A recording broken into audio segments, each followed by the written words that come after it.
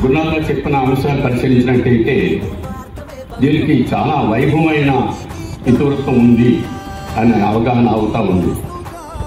పదండి ముందుకు పోదాం పైపెట్టి అంటూ ఆయన పైకి వెళ్తూ ఆయనతో పాటు మనందరినీ కూడా తీసుకొని వెళ్తున్నారు. మీ అవకాశాన్ని సద్వినియోగం చేసుకోవాలి. మోడీ గారు, ఎన్టీ రామారావు, చిరంజీవి ఎవరో కట్టిన మెట్టులు వాళ్ళు ఎక్కలేదు. వాళ్ళు ఎక్కే ప్రతి మెట్టు వాళ్ళే నిర్మించుకుంటూ ఎక్కారు. అదే సక్సెస్ అండి.